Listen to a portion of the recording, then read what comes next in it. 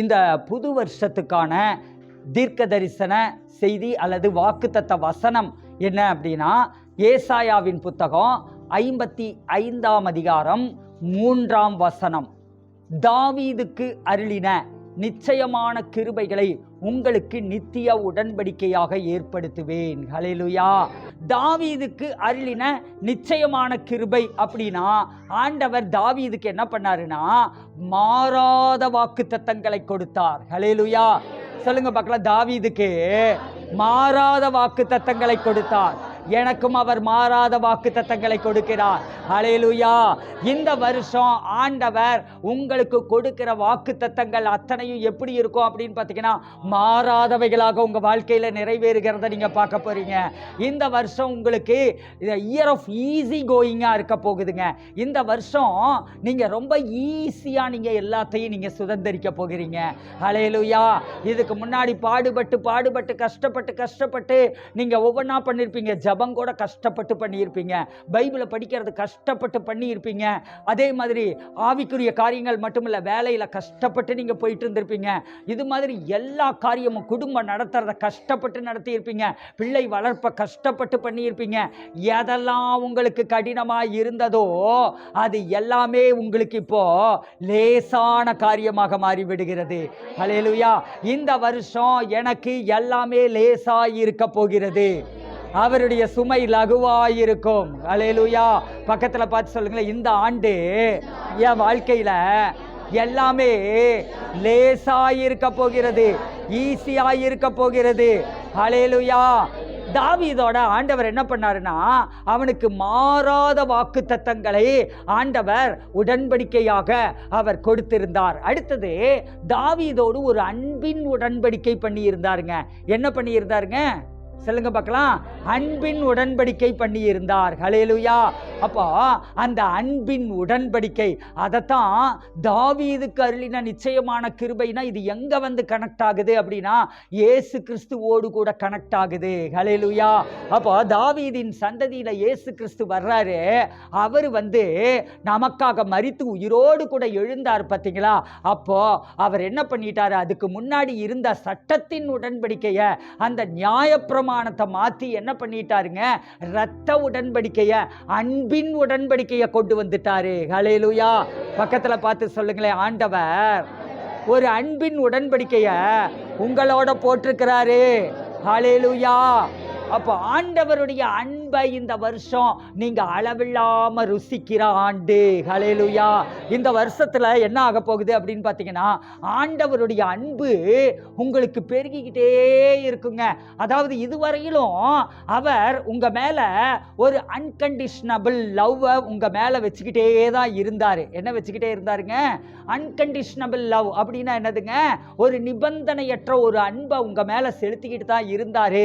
ஆனா அது உங்களுக்கு இதுவரையிலும் அந்த அன்பின் ஆழம், அகலம், நீளம், உயரம் இது இன்னதென்று உங்களால புரிந்து கொள்ள முடியல, நம்மளால புரிந்து கொள்ள முடியல.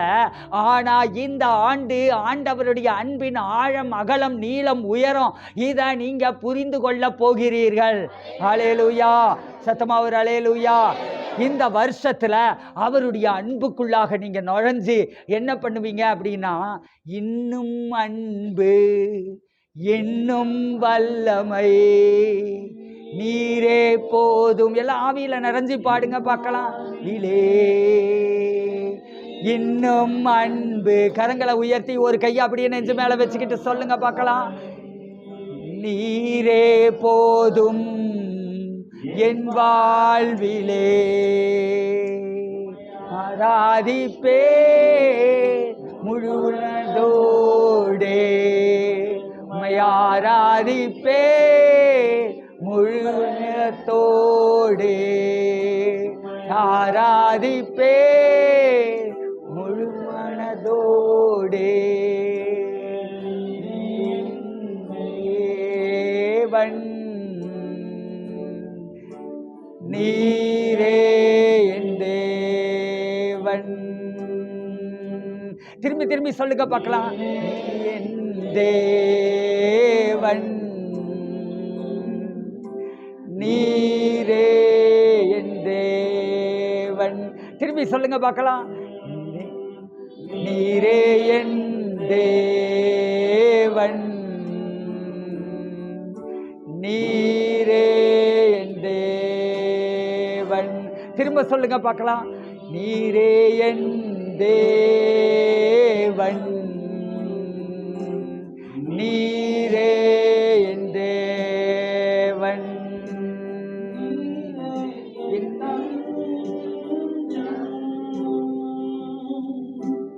நீரே என் கோட்டை,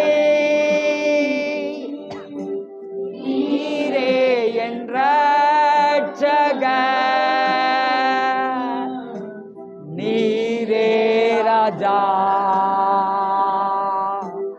நீரே என் தஞ்சம், நீரே என் கோட்டை, நீரே என் ரட்சகர், நீரே ராஜா. ஆராதிப்பே மனதோடே, ஆராதிப்பே முழுபலத்தோடே, ஆராதிப்பே தோடே. நீரே என் தேவன், நீரே என் தேவன். ஹல்லேலூயா. அப்போ ஆண்டவருடைய அன்பை இன்னும் அதிகமாக நீங்கள் என்ன பண்ண போறீங்க? இந்த வருஷத்தில் நீங்கள் கர்த்தர் நல்லவர் என்பதை நீங்கள் ருசி பார்க்குற மாதிரி சம்பவங்கள் உங்கள் வாழ்க்கையில் இந்த ஆண்டு நடக்க போகிறது. ஹல்லேலூயா. ஜனவரி மாதத்திலேயே ஆண்டவருடைய அன்பை ருசி பார்க்கத்தக்க விதத்தில் கர்த்தர் நல்லவர் என்பதை ருசி பாருங்கள்னு, ருசித்து பாருங்கள்ங்கிற வார்த்தையின்படி நீங்கள் கர்த்தருடைய அன்பை ருசி பார்க்கக்கூடியதான அந்த தருணங்களை, அந்த இன்பமான தருணங்களை, அந்த ஆசீர்வாதமான சூழ்நிலைகளை ஆண்டவர் ஜனவரி மாதத்திலேயே உங்களுக்கு ஆரம்பிக்கிறார். ஹல்லேலூயா. 12 மாதங்களும் ஜீவ விருட்சமானது 12 வகையான கனிகளை கொடுக்கக்கூடியது.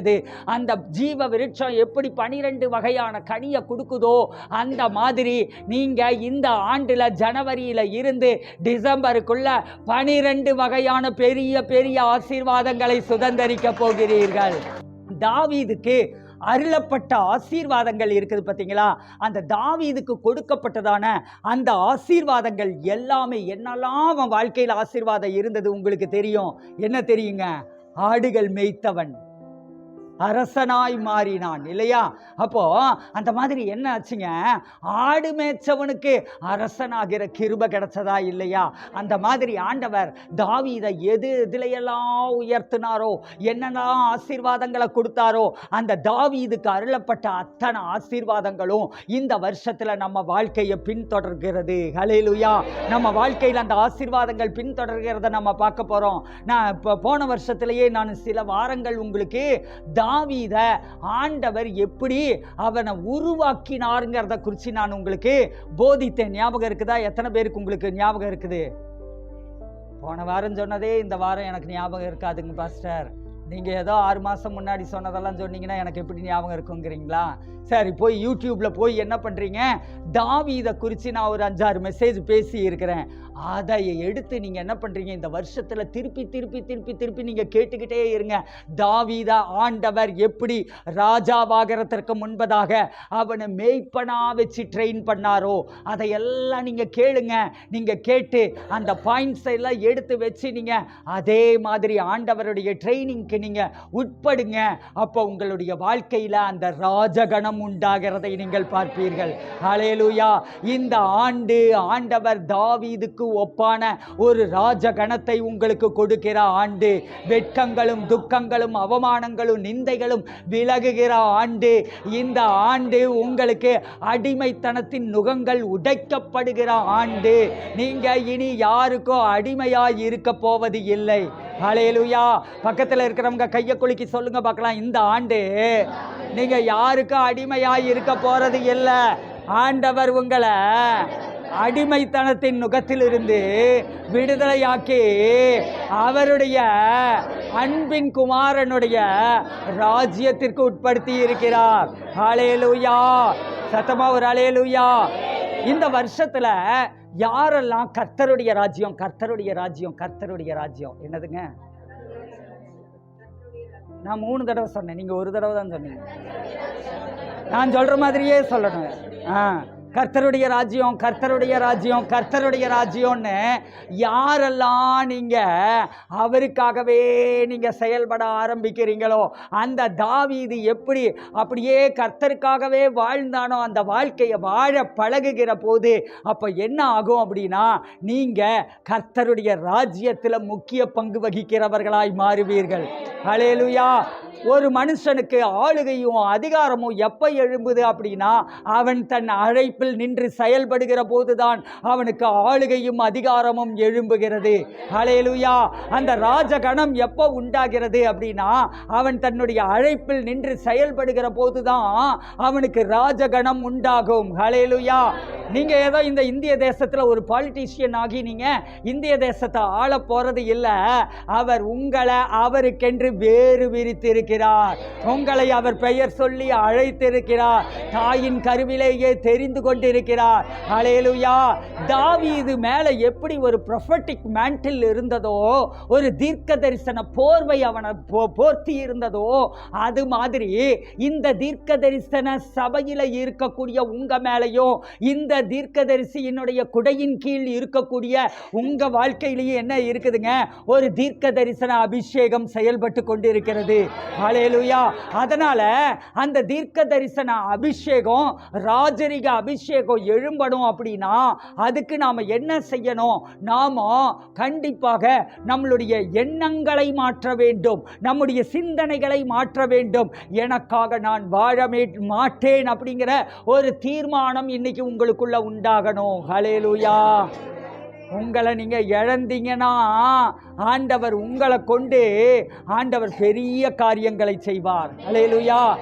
எவன் எனக்காக வீட்டையாவது, குடும்பத்தையாவது, பிள்ளைகளையாவது, மனைவியையாவது, சொத்துக்களையாவது எல்லாத்தையும் எவன் விட்டுட்டு என்ன பின்தொடர்கிறானோ அவன் இம்மையிலையும் 2 மடங்கு ஆசீர்வாதத்தை பெற்றுக்கொள்ளுவான், மறுமையிலையும் ஆசீர்வதிக்கப்படுவான். ஹல்லேலூயா.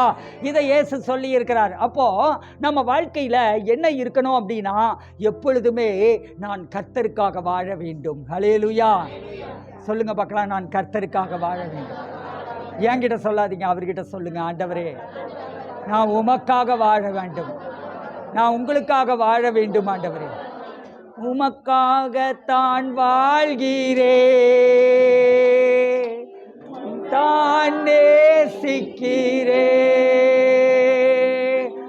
உமக்காகத்தான் வாழ்கிறே, உம்மை தான் நேசிக்கிறே, பலியாகி மீட்டீரே, பலியாகி என்னை மீட்டீரே, பரலோகம் திறந்தீரையா, பரலோகம் திறந்தீரையா, எஜமானனே என் இயேசு ராஜனே, எஜமானனே என் இயேசு ராஜனே. ஹல்லேலூயா. எஜமான், எஜமானன் கையில உங்க வாழ்க்கையை ஒப்பு கொடுத்துருங்க. எஜமான் உங்களை ஒரு வேலையாளா வச்சிருக்க மாட்டாருங்க. எஜமான் என்ன பண்ணி இருக்கிறாருன்னா, அவர் தம்முடைய குமாரனுக்கு ஒப்பானவர்களாக உங்களை மாற்றி இருக்கிறாரு. ஹல்லேலூயா. இயேசு எப்படி தேவனோ, இயேசு எப்படி ஆளுகிறவரோ, இயேசு எப்படி அதிகாரம் உள்ளவரோ, அதே மாதிரி தான் ஆண்டவர் என்ன பண்ணி இருக்கிறாருங்க, உங்களையும் வச்சிருக்கிறாரு. ஹல்லேலூயா. உங்களை ஆண்டவர் அந்த எஜமானுக்கு மட்டும் நீங்க உண்மையா இருந்து இருந்துட்டா அவர் உங்களை அடிமைகளாய் வச்சிருக்க மாட்டாரு, உங்களை ஆளுகிறவர்களாய் வைத்திருப்பார். ஹல்லேலூயா. எத்தனை பேர் ஆளுகிறவர்களாய் எழும்ப தயாராக இருக்கிறீங்க? இந்த வருஷம் என் மேல ராஜகணம் எழும்புகிறதுன்னு சொல்றவங்கலாம் சத்தமா ஒரு ஹல்லேலூயா. இந்த வருஷம் உங்க மேல ஒரு ராஜரிக அபிஷேகம் எழும்புகிறது. உங்களுக்குள்ள ஒரு தீர்க்க தரிசன ஆவி எழும்புகிறது. உங்களுக்குள்ள தீர்க்க தரிசன வரம் எழும்புகிறது. ஹல்லேலூயா. நீங்க வாயை திறந்து பேசுகிற போது வருகிற வார்த்தைகள் எல்லாம் தீர்க்க தரிசன வார்த்தைகளாய் புறப்பட்டு வரப்போகிறது. ஹல்லேலூயா. தேசங்களுக்கு தீர்க்க தரிசனங்களை சொல்ல போகிறீர்கள். தனி மனிதர்களுக்கு தீர்க்க தரிசனங்களை சொல்ல போகிறீர்கள். குடும்பங்களுக்கு தீர்க்க தரிசனங்களை சொல்ல போகிறீர்கள். பட்டணங்களுக்கு தீர்க்க தரிசனங்களை சொல்ல போகிறீர்கள். ஹல்லேலூயா. கர்த்தர் உங்கள் வாயில் அவருடைய வார்த்தைகளை வைத்து அவர் நடத்துகிறதை நீங்கள் பார்க்க போகிறீர்கள். உங்கள் இருதயம் அவருடைய வார்த்தையினால் நிறைந்திருக்க போகிறது. ஹல்லேலூயா. அப்படின்னா இருதயம் என்ன பண்ணணுங்க? அவருடைய வார்த்தையினால நிறைந்திருக்கணும். அப்படின்னா நீங்க இந்த ஆண்டு பைபிளை திருப்பி திருப்பி திருப்பி திருப்பி திருப்பி திருப்பி படிச்சுக்கிட்டே இருக்கணும். என்ன பண்ணணும்? 1ஆம் தேதியே ஆரம்பிச்சிடணும். என்ன பண்ணிடணுங்க? 1ஆம் தேதியில இருந்தே நீங்க பைபிளை எவ்வளவு அதிகமாக படிக்க முடியுமோ அவ்வளவு அதிகமாக படிக்க ஆரம்பிங்க. படிக்க படிக்க படிக்க படிக்க உள்ள லோகோஸை போட போட போட எழுதப்பட்ட வார்த்தைகளை உள்ள போட போட போட போட உங்களுக்குள்ள இருந்து ரேமா வார்த்தைகள் ஏற்ற நேரத்தில் மற்றவர்களுக்கு சொல்லுகிறதான அந்த வார்த்தைகள் என்ன ஆகுங்க? உங்க இருதயத்திலிருந்து அது கரை புரண்டு ஓடி வருகிறதை நீங்கள் பார்க்க முடியும். ஹல்லேலூயா. இந்த ஆண்டு தாவீதுக்குள்ள இருந்த அந்த ஆவியின் அபிஷேகத்தை போன்றதான அந்த அபிஷேகம் உங்களுக்குள்ளாக இருந்து எழும்பும். ஹல்லேலூயா. தாவீதுக்குள்ள அவன் மேல ஒரு நிலைவரமான ஆவி கிடையாது. என்ன கிடையாதுங்க? நிலைவரமான ஆவி கிடையாது. பழைய ஏற்பாட்டில் யார் மேலேயுமே நிரந்தரமாக ஆவியானவர் வந்து தங்கி இருக்கல. ஆனால் தாவீதின் குமாரன் என்ன சொன்னாருங்க? நான் போவேனேயாகில் பரிசுத்த ஆவியானவர் உங்களிடத்தில் வருவார். ஹல்லேலூயா. நான் போனேன்னா பரிசுத்த ஆவியானவர் உங்களுக்குள்ள வருவார். உங்களுக்குள்ள ஆவியானவர் வந்துட்டாருன்னா நீங்கள் என்ன செய்ய முடியும்? அப்படின்னா நீங்கள் எல்லா கூடாதவைகளையும் கூட பண்ண முடியும். ஹல்லேலூயா. பக்கத்தில் பார்த்து சொல்லுங்களேன், ஆவியானவர் உங்களுக்குள்ள இருக்கிறாரு. ஆவியானவர் உங்களுக்குள்ள இருக்கிறதுனால உங்களால் செய்ய முடியாதது ஒன்று இல்லவே இல்லை. ஹல்லேலூயா. ஆகாதது எதுவும் இல்லை, உம்மால் ஆகாதது எதுவும் இல்லை. ஆகாதது எதுவும் இல்லை, என்னால் ஆகாதது எதுவும் இல்லை. நல்லவர் சர்வ வல்லவர், நல்லவர் நல்லவர், நல்லவர் சர்வ வல்லவர், எப்போதும் நல்லவர். Hallelujah. Hallelujah. El Shaddai. Hallelujah. Hallelujah. சரி, ஓகே. இப்போ ஆண்டவர் தாவீது கிட்ட என்ன வச்சிருந்தாரு அப்படின்னா, ஆண்டவர் தாவீது கிட்ட தன்னுடைய உண்மையை வெளிப்படுத்திக்கிட்டே இருந்தாருங்க. அவர் எவ்வளோ ஃபெய்த்ஃபுல்லாக இருக்கக்கூடியவர்னு சொல்லிட்டு அந்த ஃபெய்த்ஃபுல்னஸை எப்போவுமே அவர் வெளிப்படுத்திக்கிட்டே இருந்தார். தாவீதுக்கு எப்பவும் அவர் உண்மையாக இருந்தார். அந்த உண்மை இருக்குது பார்த்தீங்களா? அந்த உண்மையை இந்த ஆண்டு நீங்கள் பார்க்க போகிறீங்க. ஹல்லேலூயா. அப்படின்னா இதுக்கு முன்னாடி நீங்கள் பார்க்கலையா? அப்படின்னா இதுக்கு முன்னாடியும் அவர் உண்மையுள்ளவராகத்தான் இருந்தார். ஹல்லேலூயா. உலக தோற்றத்திற்கு முன்னதாக இருந்து அவர் இன்னைக்கு வரையில் எப்படித்தான் இருக்கிறாருங்க? உண்மையுள்ளவராகத்தான் இருக்கிறார். நீங்கள் ஜெபிச்சாலும் ஜெபிக்காட்டாலும் அவருடைய உண்மையை பார்க்க போறீங்க. ஹல்லேலூயா.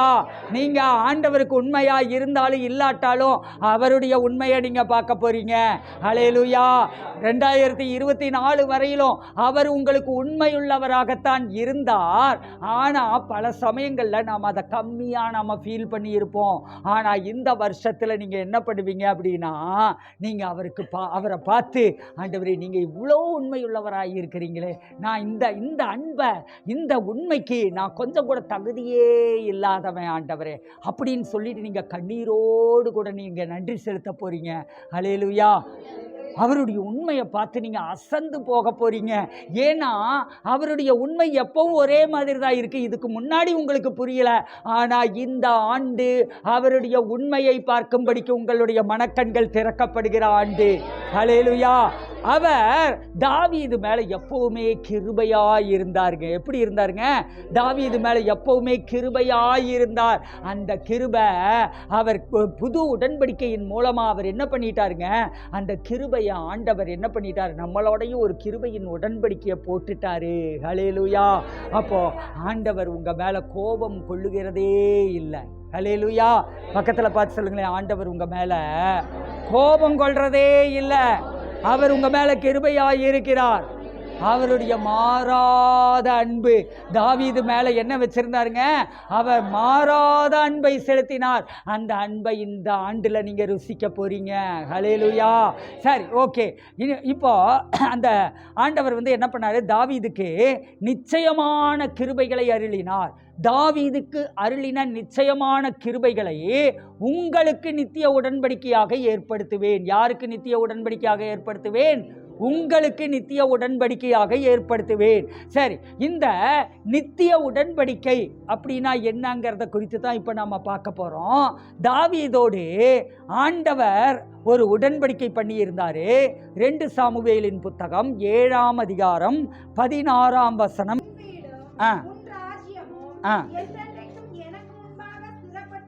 உன் வீடும் உன் ராஜ்யமும் என்றென்றைக்கும் எனக்கு முன்பாக ஸ்திரப்பட்டிருக்கும். உன் ராஜாசனம் என்றென்றைக்கும் நிலை பெற்றிருக்கும் என்கிறார் என்று சொல்ல சொன்னார். ஹல்லேலூயா.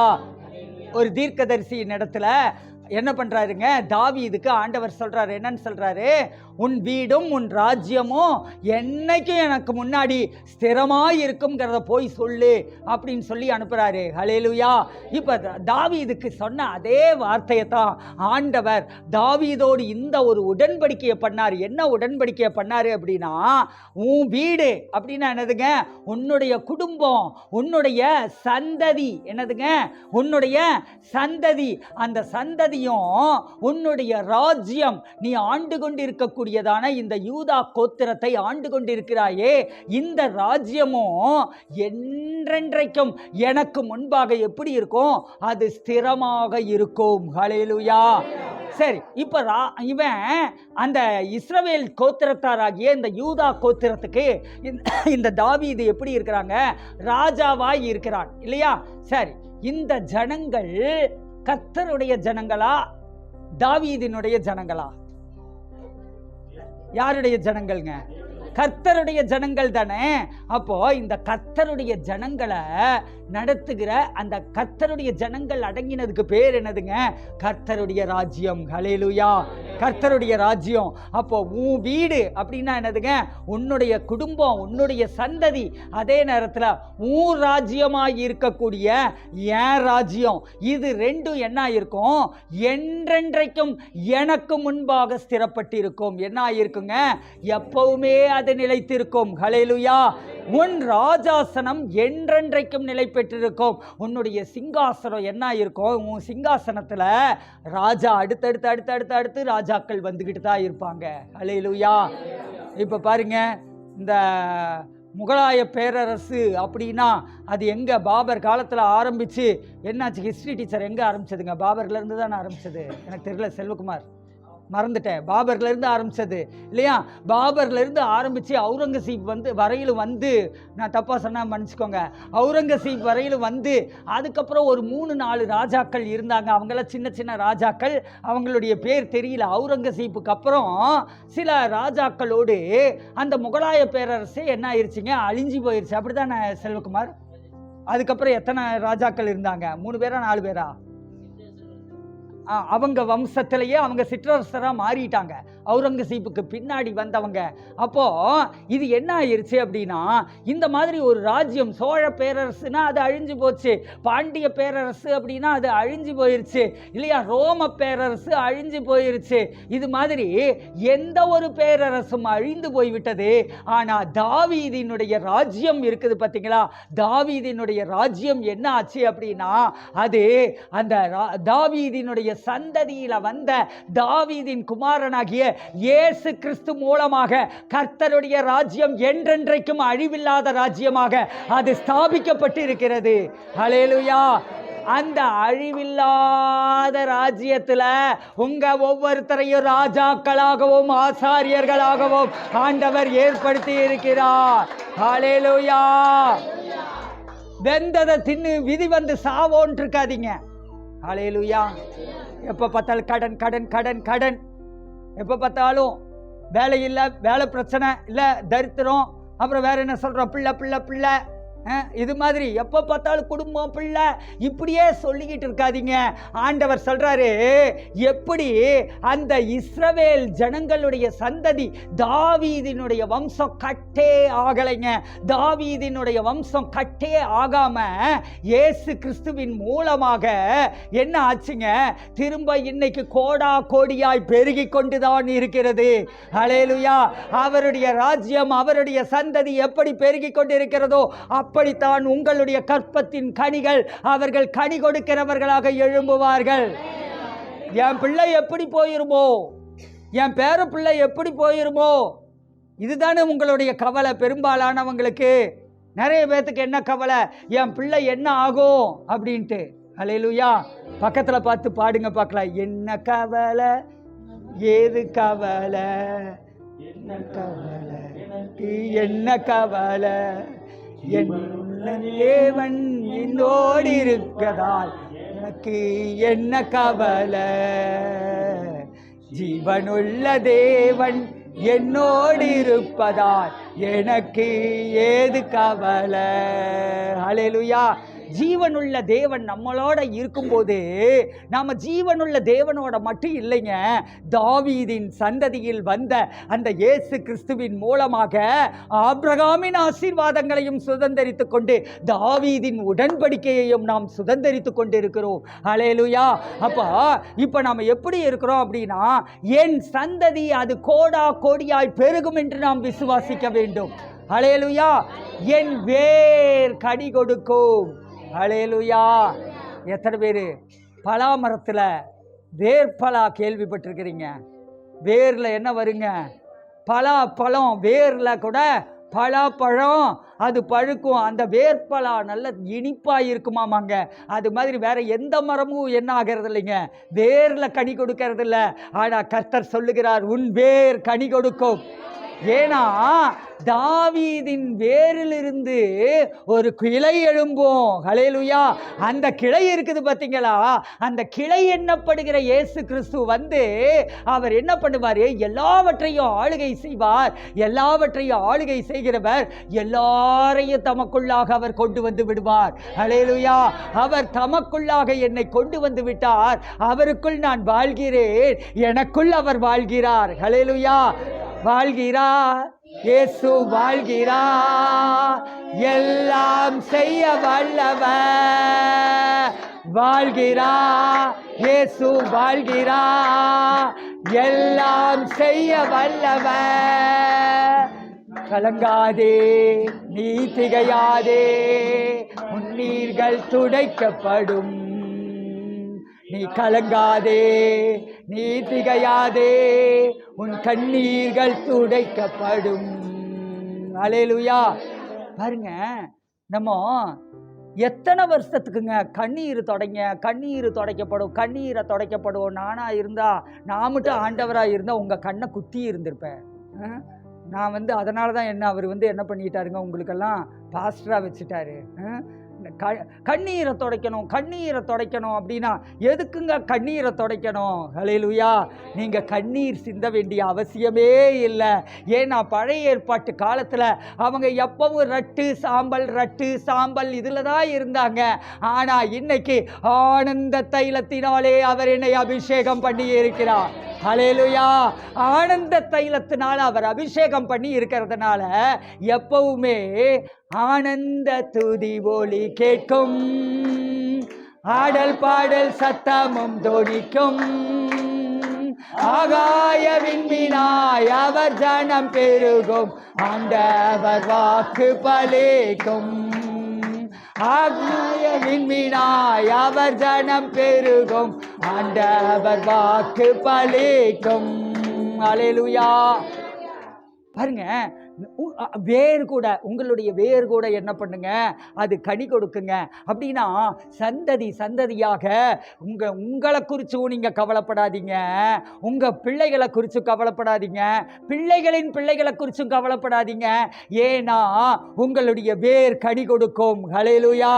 பக்கத்துல பார்த்து சொல்லுங்களேன், உங்க வேர் கனி கொடுக்கும்.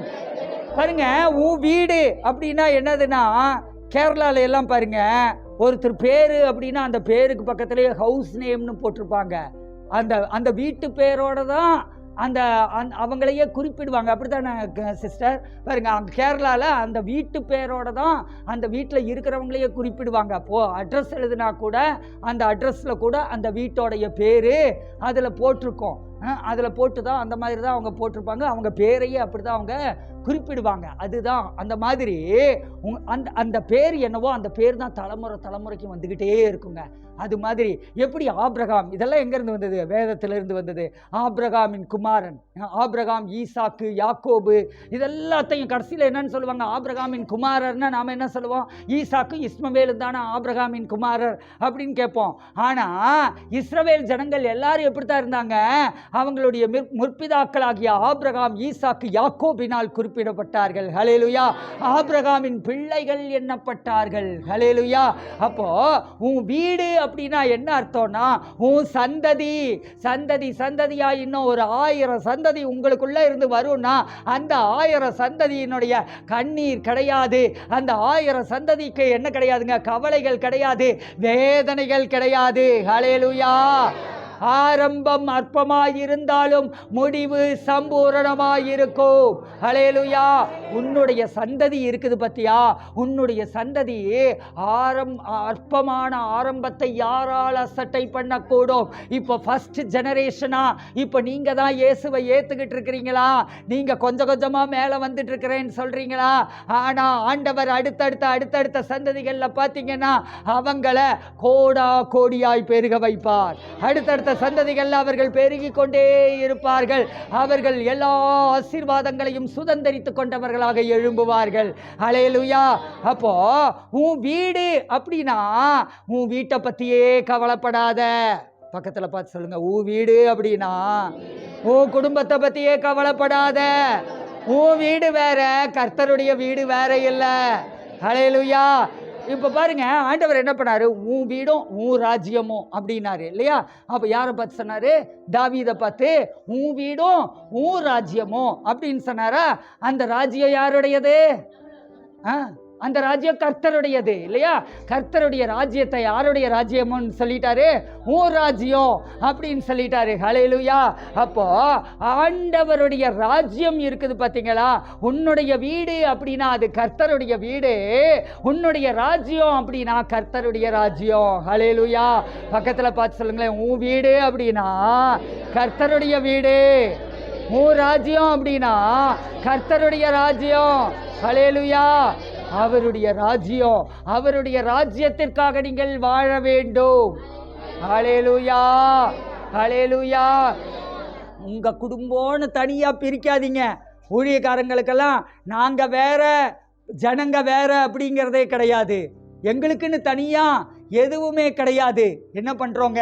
நாங்க எல்லா விஷயத்திலையும் உங்களையும் ஒன்னா இணைச்சி தான் பார்க்கிறோம். ஹல்லேலூயா. ஒரு குடும்பம் அப்படின்னா உங்களையும் ஒன்னா இணைச்சி தான் நாங்கள் பார்க்குறோம். எங்கள் பிள்ளைகள் அப்படின்ட்டு நாங்கள் தனியாக யாரையும் சொல்கிறது. குளிர் அடிக்குதாங்க? இன்னும் கொஞ்சம் கூட்டணுமா? வேண்டியதில்லை. ஓகே. என்னதுங்க? தனியாக பிரித்து பார்க்காதீங்க. எப்போவுமே இந்த வருஷத்தில் இதை நீங்கள் பழகுங்க. எதை பழக போகிறீங்க? என் பிள்ளை, என் குடும்பம், என்னுடைய வாழ்க்கை இப்படி நீங்கள் பார்க்காம கர்த்தருடைய ராஜ்யம் கட்டப்படுகிறதற்காக நான் எழும்புகிறேன். ஹல்லேலூயா.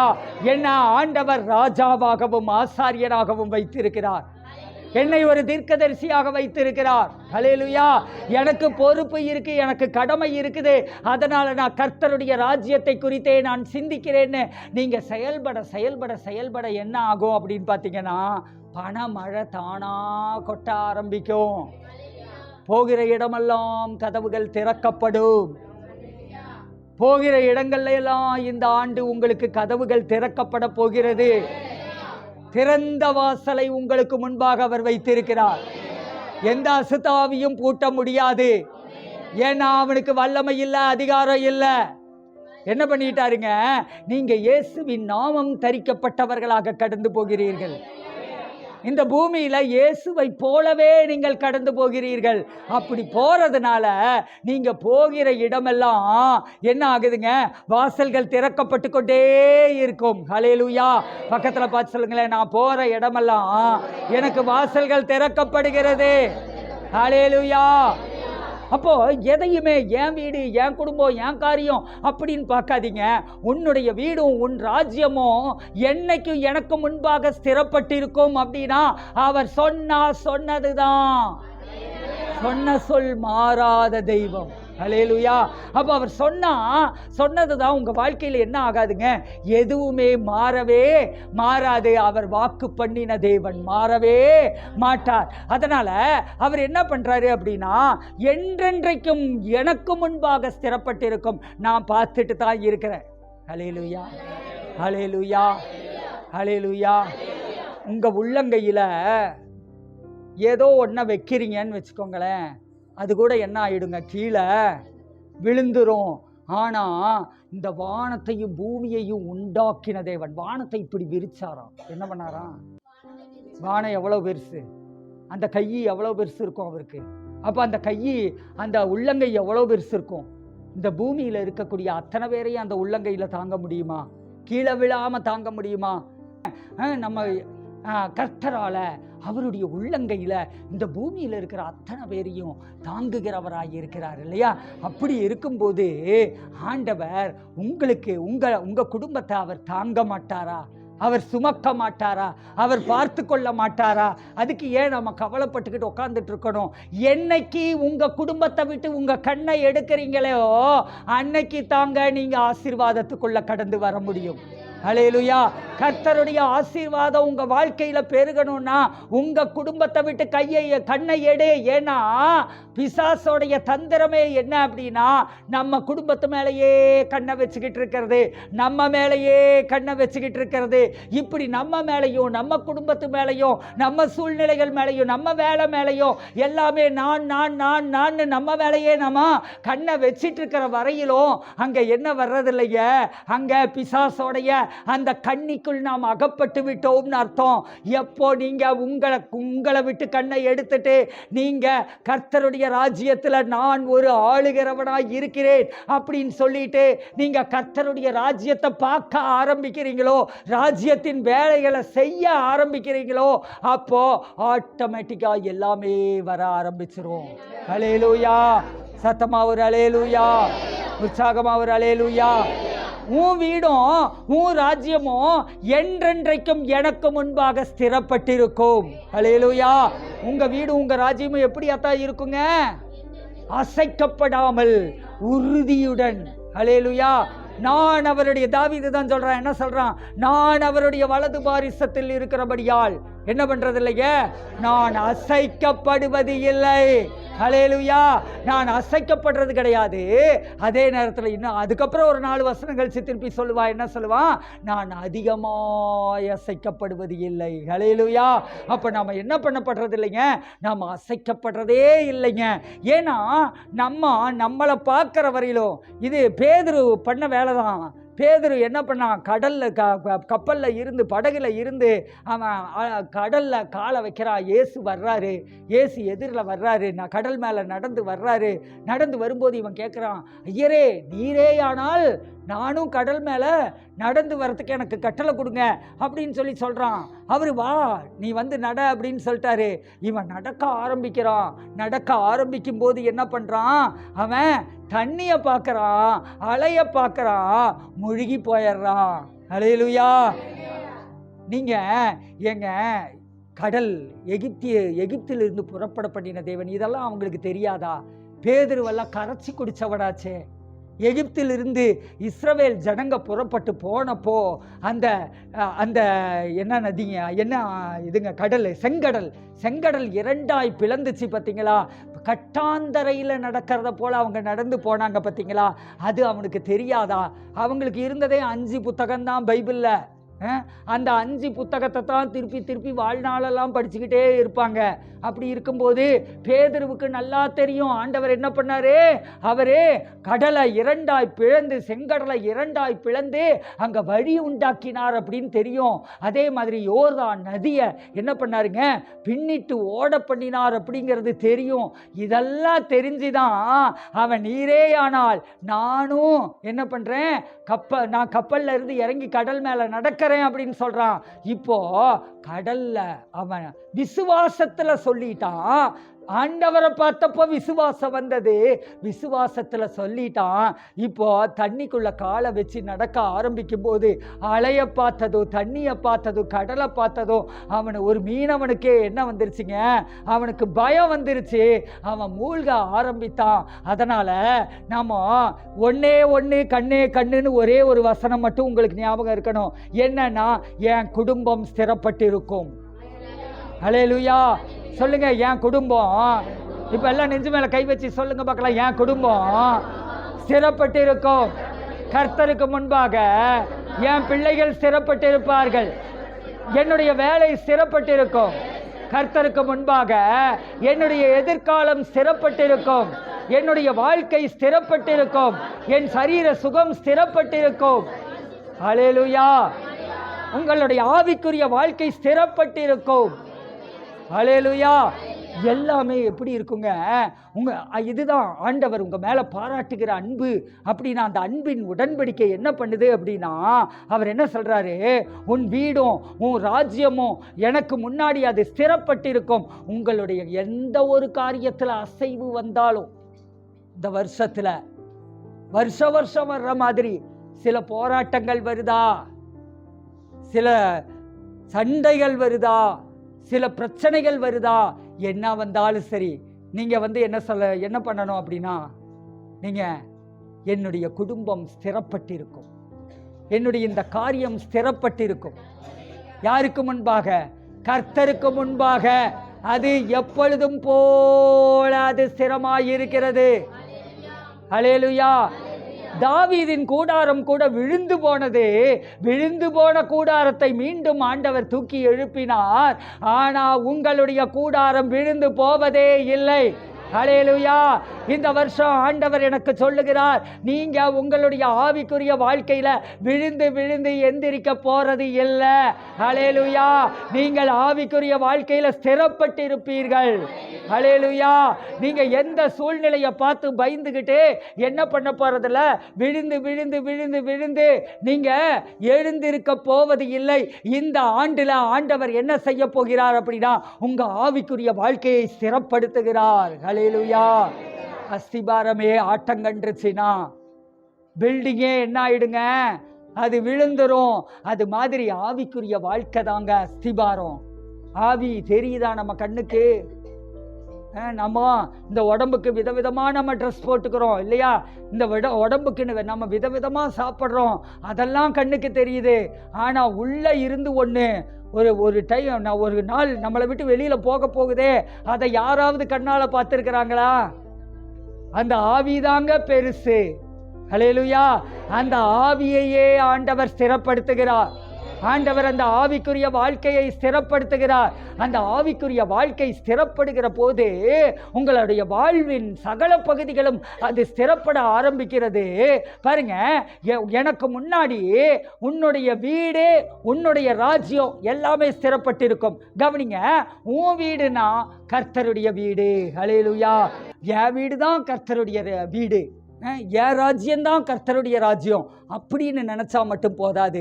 கர்த்தருடைய ராஜ்யமே என்னுடைய ராஜ்யம். ஹல்லேலூயா. நான் அடிக்கடி சொல்லுவேன் பார்த்தீங்களா, உம்முடையதெல்லாம், அது பைபிளில் இருக்கிற வசனம் தான், உம்முடையதெல்லாம் என்னுடையது, என்னுடையதெல்லாம் உம்முடையது. ஹல்லேலூயா. நான் சம்பாதிக்கிறதுல 1 லட்சம் ரூபாய் வரும்போது ஆண்டவர் 1 லட்சம் ரூபாய் கொடுக்க சொன்னாலும் அந்த 1 லட்சத்தையும் அப்படியே நான் தூக்கி கொடுக்கவும் தயாராக இருக்கணும். ஹல்லேலூயா. ஆண்டவர் தசம்பாகத்தை மட்டும் கொடுக்க சொல்லும்போது அதையும் நம்ம கொடுக்க தயாராக இருக்கணும். அது மாதிரி என்னதுங்க, நம்ம இந்த மாதிரி இது என்கிட்ட இருக்கிறது எல்லாமே ஆண்டவருடையது, ஆண்டவருடையது எல்லாமே என்னுடையது அப்படிங்கிற அந்த மனோபாவத்துக்குள்ளே வந்துட்டோன்னு வச்சுக்கோங்களேன். அப்போ உங்கள் வாழ்க்கை எப்படி ஆயிரும் அப்படின்னா அது ஒரு பரலோகமாகவே மாறிவிடும். அல்லேலூயா. ஏன்னா அவருடைய பிள்ளைங்கிறதுக்கு என்ன அடையாளம் அப்படின்னா, நான் அவருடைய குடும்பத்தில் பிதா, குமாரன், பரிசுத்த ஆவியானவர்கிற அந்த மூன்று பேரோட நானும் 4வது ஆளாக இணைக்கப்பட்டிருக்கிறேன். ஹல்லேலூயா. நான் அவருடைய ஃபேமிலி மெம்பர்.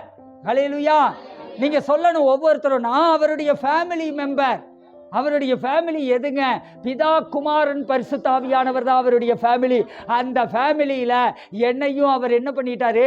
4வது ஒருவனாக அவர் சேர்த்து கொண்டார். ஹல்லேலூயா. சேர்த்துக்கிட்டது மட்டும் இல்லை, அவர் என் குடும்பத்தை அவர் குடும்பமாக பார்க்குறாரு.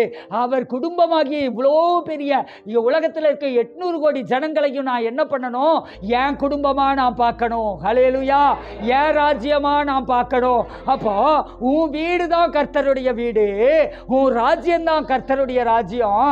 அப்போ உன்னையே மையமான வாழ்க்கை, மையமாய் கொண்ட ஒரு வாழ்க்கையை விட்டுட்டு என்ன செஞ்சிரு? நீ கர்த்தரை மையமாக கொண்ட ஒரு வாழ்க்கையை அமைத்துக்கொள். ஹல்லேலூயா. செல்ஃப் சென்டர்ட் லைஃபை நீங்க விட்டுட்டு என்ன பண்ணிடணும்? காட் சென்டர்ட் லைஃபுக்குள்ள நீங்க வர ஆரம்பித்தீங்கன்னா உங்களுடைய வாழ்க்கை என்ன ஆயிரும்? அது பிரகாசமானதாக மாறிவிடும், மகிமையானதாக மாறிவிடும், அர்த்தமுள்ளதாக மாறிவிடும், ஆசீர்வாதமானதாக மாறிவிடும். ஹல்லேலூயா. Wish you all happy new year.